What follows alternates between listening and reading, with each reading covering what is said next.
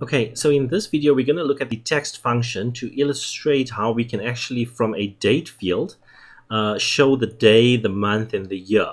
So here we've got a column that's got a list of different dates in it, and all of these are dates that have been entered. So for example, the 29th of January 2021, the 3rd of February 2021, and so on.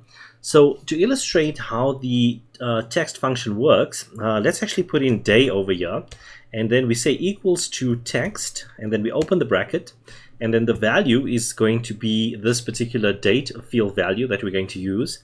Then we put a comma, and now for the second argument, you can see it's the format text.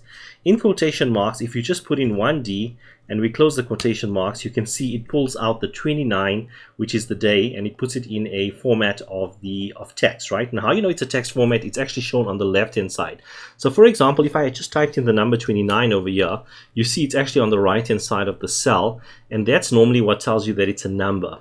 If you look at this particular one, it's actually on the left-hand side by default, which means it's a text value. So if I go here and I double-click on this crosshair to fill the rest of it, you can see it's pulling in all the days. So for example, the 3rd, just the 3. So when you actually put in a single D, just to show you, it's going to pull in just the day out of this date value. If I put in 2 Ds in this formula, so let's put in 2 Ds, right? And now if I double click and actually expand this all the way down, you can see it adds a leading 0 where it's a single day. So instead of just 3, it shows 0, 3, 0, 6. Obviously, in a case like 19 or 29, there's no difference because those are already 2 digits. If I put in a third D, so this gives it a different, you're basically saying something else now in terms of the function. It now actually gives us the day itself. So it says not just the day as in what, like the 29th, but it's telling us that the 29th is actually a Friday, but it's giving us in the shortened form. So FRI, so just 3 letters for each of the days. And if you put 4 Ds inside of it, let's actually do that. It now will provide the day of the week, but in the full length of it. So Friday actually spelled out in full. And if I expand that and copy that all the way down, you can actually see the same being applied for all the rest of them. Okay, so that's how the text function works to pull out the day. Let's actually do the same for the month, right? So I'm going to go and say month, and we're going to say equals to text, open brackets, and we're going to pick up the same value, but now comma, and now we're going to put in the letter M in quotation marks for the month. So it tells us that this is month number 1, and if I double click there, you can see this is month 2, these ones here, those 3 are month 3, as you can see, and so forth, right? All the way up to month 12. Now, if I put in 2 M's, like that, it provides the same information, but it puts a leading 0, so 0, 1, 0, 2, 0, 3.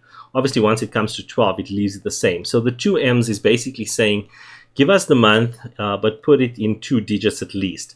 So we've got 2 characters, and so if it's a month like January, which would only be 1 normally, it puts in as 0, 1.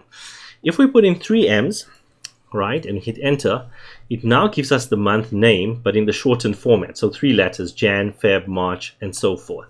By now, I'm sure you're actually seeing the pattern. If we put in 4 M's in that particular argument over there and double click it down, it provides us the month name in full.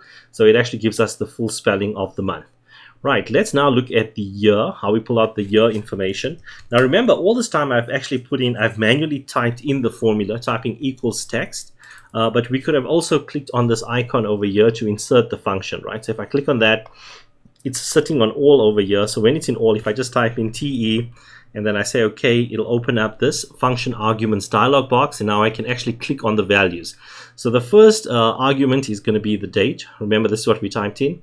And the format text over here, we can simply type it in automatically as just Y, and you'll see if I hit enter, it basically automatically adds in the quotation marks. I didn't have to manually type it in when using the insert function dialog box, right?